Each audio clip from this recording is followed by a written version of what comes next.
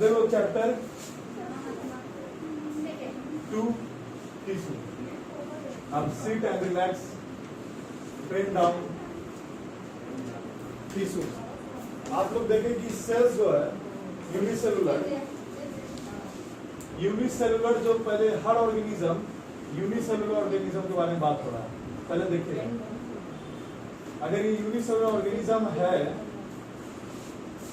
और मल्टी इसको बनना है, या आप ऐसे कहो कि हर मल्टी ऑर्गेनिज्म पहले यूनिसेलुलर रहा होगा।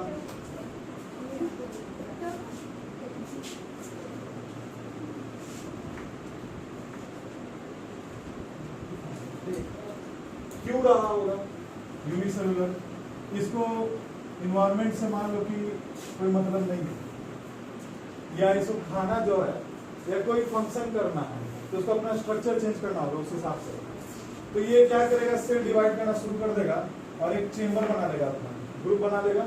तब ये एक तरह का जब पूरा सेल का ग्रुप बन जाता है सेम सिमिलर सेल का, तब टिश्यू फॉर्म होता है। यानी कि सेल से सेल, अगर सेल जुड़े तो टिश्यू फॉर्म होगा, टिश्यू जुड़े तो ऑर्गन, ऑर्गन जुड़े तो ऑर्गन सिस्टम, और इट विल फॉर्म ऑर्गेनिज्म। इतना हो गया टिश्यू में। अब इतना पहले पॉज करके लिखो। तो क्या है पहला question number 1, what is tissue? बस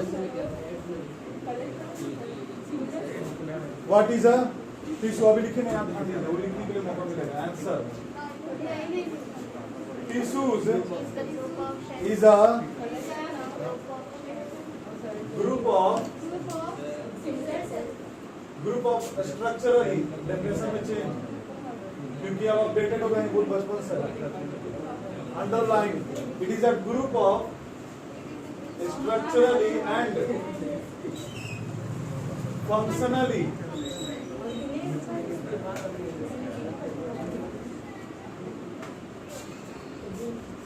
हाँ सही है। Tissue is a group of structurally and functionally similar sales. ऐसा क्या बताएं, यहाँ पे जो टिश्यू है ना, इनका सभी का फंक्शन सेम है, स्ट्रक्चर भी सेम है। तो structurally and functionally similar sales of having common origin, origin यानी स्टार्टिंग पॉइंट होता है ज्योमेट्री में ऑरिजिन। अगर अभी ऐसे कर दें या ऐसे पैराबोला बना दें तो ये कहाँ से आया है? ऑरिजिन से आया। अब देखो यहाँ पर स्टार्टिंग पॉइंट ऑरिजिन, बस थोड़ा सा और भी है। एंड कॉमन फंक्शन, एंड यहाँ देखिएगा क्या चीज लिख रहे हैं, and common function.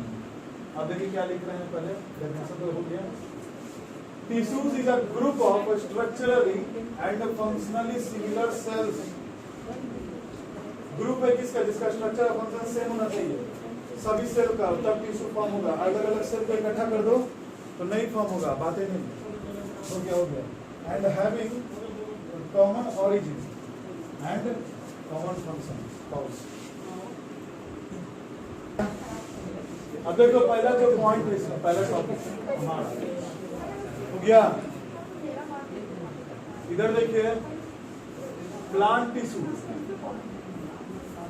Major topic, plant tissue major topic. Plant क्यों नहीं पढ़ना, फिर एनिमल टिश्यू, दो मेजर टॉपिक। इसमें जो एक पॉइंट है ये है meristematic tissue and permanent tissue, दो में है। तो इसको यहीं पे डिफरेंशिएट कर देता हूं।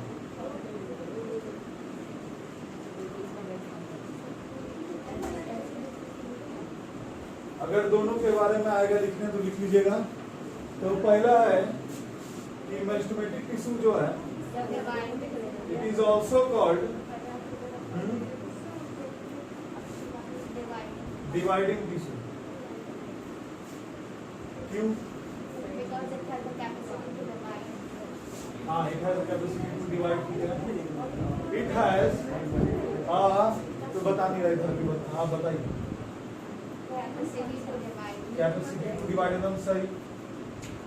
मेरिस्टॉस यानी यहाँ पे छोटा सा लिख देते हैं मेरिस्टॉस यानी डिवाइडेड। इसका काम है सेल को डिवाइड करना, लेकिन सेल नंबर ऑफ प्रोटोजोस है। माइटोसिस हो रहा है, यहाँ पे लिखेंगे माइटोसिस ऑकर्स। हो गया। फोर्थ पॉइंट क्या होगा? अब इसके सेल के बारे में, सेल इसके दिखते कैसे हैं?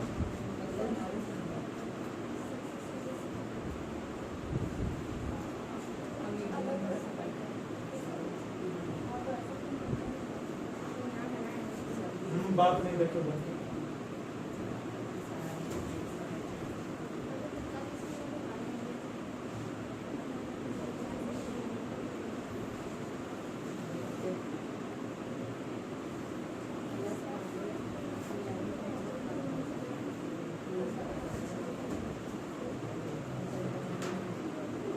ठीक है।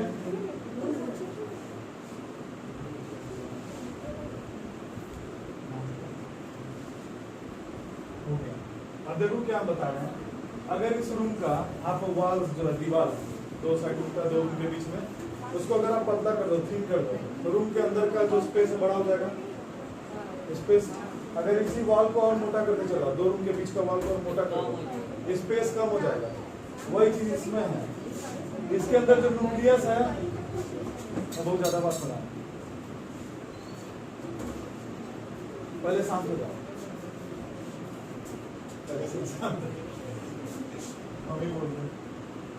अच्छा ये देखो न्यूक्लियस है।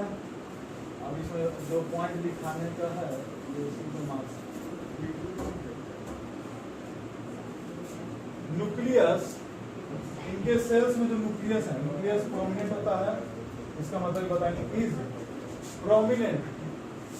प्रोमिनेंट यानी मेन, प्रमुख या प्रधान, जो भी हिंदी में से लिखा हुआ है, प्रमुख होता है हिंदी में। And centrally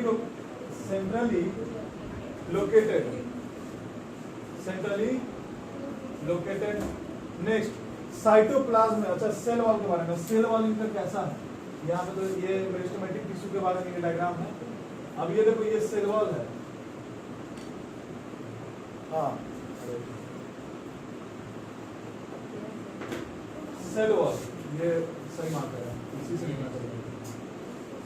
cell wall, nucleus, cytoplasm. Cell wall के बारे में आया है, डायग्राम लिखा तो उसके बारे में लिखना होगा कि cell wall is thin walled. आप एक बार किसी भी इसी स्पेस का ये जो बाउंड्री है इसको पतला करते जाओ तो बीच का स्पेस बढ़ गया, तो बीच के स्पेस में कौन प्रेजेंट है? तो लिखेंगे cytoplasm is dense. Cytoplasm is dense, फैला हुआ है। ये पॉइंट हो गया इनके। अब इसमें थोड़ा 6 पॉइंट है ना, 7 पॉइंट एक लास्ट पॉइंट इंपॉर्टेंट देख के दिखाते, इतना लिखते रहिए। हाँ सब हो गया। कहाँ कहाँ प्रेजेंट है ये, तो जहाँ पे हाइट बढ़ रहा है वहाँ प्रेजेंट है, तो ये एक पॉइंट दिखाना। इनके सेल्स का बारे में दिखा देता हूँ, हट जाएगा। सेल्स आर, इनके जो सेल्स हैं कैसे लग रहे हैं आपको? छोटे, अनडिफरेंशिएटेड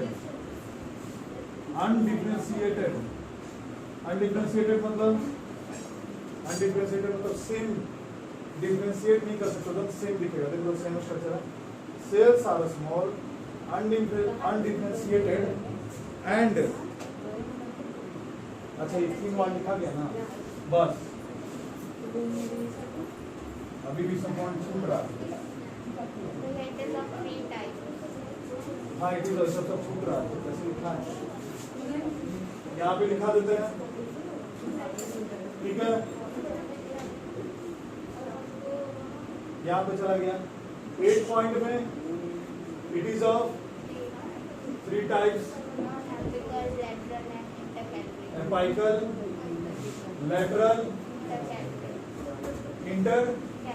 intercalary. ठीक है. Next 9 point. कहाँ कहाँ प्रेजेंट है? इट ऑकर्स या it is present at the growing parts या tips parts of the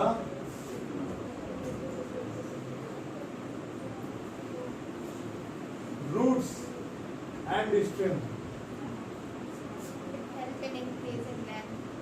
हाँ, अब 10 पॉइंट बस लास्ट में. It increases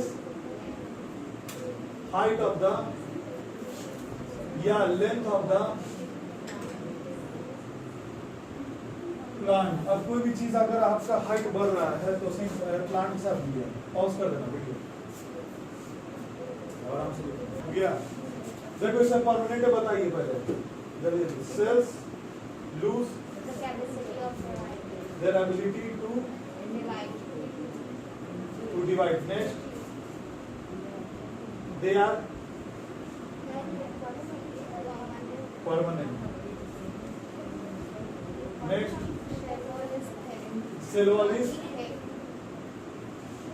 अब देखना सेल वाले से कैसा हो गया? ठीक हो गया. Next, vacuum is present centrally. 5th point, function क्या है? फंक्शन इसका लिख दो. प्रोटेक्शन. परमानेंट हो गया है तो एक स्ट्रक्चर फॉर्म हो गया तो लिखेंगे इसका क्या बताएं? Protection, storage. नेक्स्ट पॉइंट में फोटोसिंथेसिस. अब जैसे कोई डिवाइड कर देगा कि अपना शेप मिलेगा तो फोटोसिंथेसिस अब कर सकता है. हो गया. और ये भी कितने टाइप्स के हैं? It is of 2 types. Simple and complex. हो गया. चलो पॉज. हाँ वीडियो पॉज.